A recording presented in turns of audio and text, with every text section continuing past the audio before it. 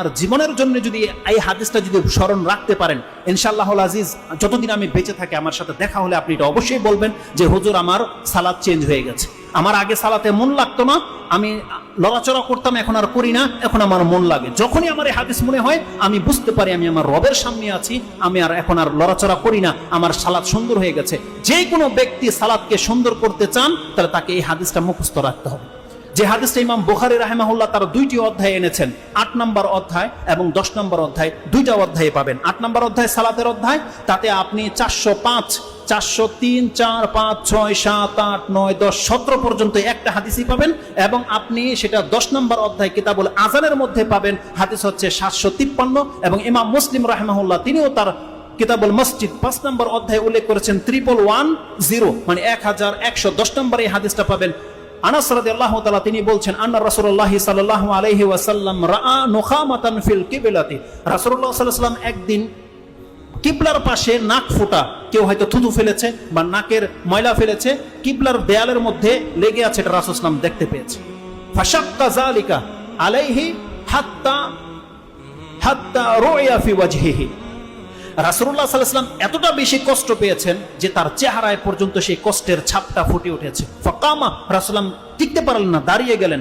ফাহাক্কাহু বিয়াদিহি, নিজের হাতে সেই কাশফোঁটা পরিষ্কার করেছে রাসূলুল্লাহ সাল্লাল্লাহু আলাইহি ওয়াসাল্লাম। মসজিদ এমন একটা জায়গা, আপনার মতো টাইলসের মসজিদ রাসূল সাল্লাল্লাহু আলাইহি ওয়াসাল্লামের ছিল না, খেজুর পাতার ছিল, কিন্তু কিবলার সামনে মসজিদের খেজুর পাতার মধ্যে নাক ফোঁটা পড়ে আছে। মুহাম্মদুর রাসূলুল্লাহ সাল্লাল্লাহু আলাইহি ওয়াসাল্লাম তার বরকতের হাত দিয়ে নিজের হাতে সেই ময়লা পরিষ্কার করছে, কারণ সে জানে আল্লাহর সন্তুষ্টি অসন্তুষ্টি কিসে রয়েছে, সে জানে। কারণ রাসূল সাল্লাল্লাহু আলাইহি ওয়াসাল্লাম বলছেন, আমার সামনে সৎ কাজগুলো এবং পাপ কাজগুলো খুলে দেওয়া হয়েছে, আমি দেখতে পেলাম সেখানে সৎ কাজের মধ্যে এটাও লেখা আছে যে মসজিদ থেকে একটা কষ্টদায়ক বস্তু ফেলে দেওয়া, এটা সৎ কাজের লিস্টের মধ্যে আল্লাহ লিখে দিয়েছে। কে করেছে এত বড় পাপ? রাসূলুল্লাহ সাল্লাল্লাহু আলাইহি ওয়াসাল্লাম নিজের হাতে সেটাকে পরিষ্কার করে দিয়েছে। তারপরে যে মূলনীতিটা রাসূলুল্লাহ সাল্লাল্লাহু আলাইহি ওয়াসাল্লাম পেশ করেছে, ইন্না আহাদাকুম ইযা কানা ফিস সালাহ, এটা একটা ভাষা। ইন্না আহাদাকুম ইযা কামা ফিস সালাহ, এটা একটা ভাষা।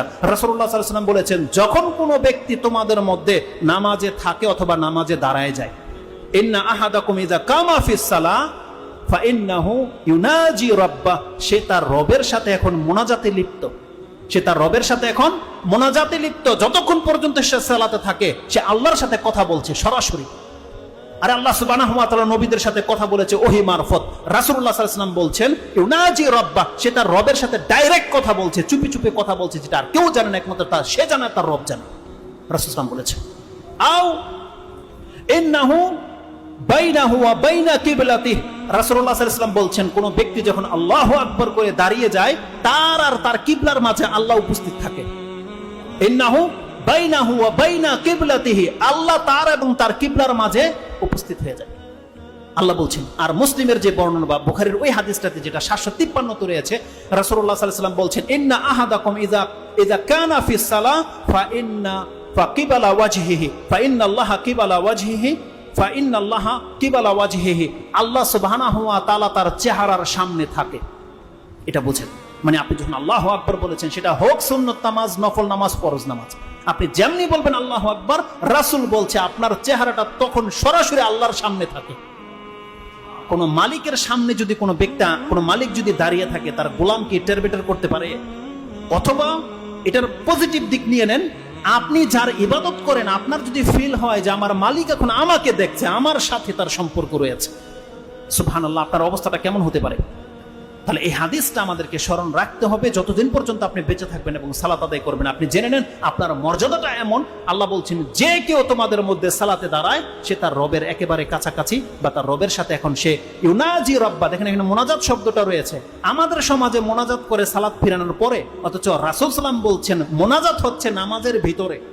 যতক্ষণ পর্যন্ত আপনি নামাজে থাকেন না কেন, রুকুতে সেজদাতে আপনি যত কিছু বলার আল্লাহর কাছে তখনই বলে দেন। ওই লোক দেখানো আবার হাত তুলে সবাইকে দোয়া করতে হবে না, হুজুরকে বলতে হবে না যে আমাকে দোয়া করেন, বরং আপনি যখন সালাতে দাঁড়িয়ে যান, আপনি আপনার রবকে বলেন আপনার কি প্রয়োজন রয়েছে। আমি কি ব্যক্ত করে বোঝাতে পারবো আপনার রবের কাছে যে আপনার কি প্রয়োজন? কিন্তু আপনার অন্তরে যেভাবে কথাটা বেরোবে, এটা একমাত্র আপনি পারবেন, আপনার বিকল্প কেউ পারবে না, কোন হুজুর পারবে না আপনার ভাষাটাকে আল্লাহর কাছে প্রকাশ করতে। আল্লাহ সুবহানাহু ওয়া তাআলা যেহেতু ভাষা নাজিল করেছে, এগুলো তো আল্লাহর বানানো নাকি মানুষের বানানো? প্রত্যেকটা ভাষা আল্লাহ সুবহানাহু ওয়া তাআলার সৃষ্টি। আর আল্লাহ প্রত্যেকটা ভাষা বোঝে, যাই আল্লাহ সুবহানাহু ওয়া তাআলা বলেছেন, বান্দা তুমি আমাকে ডাকো।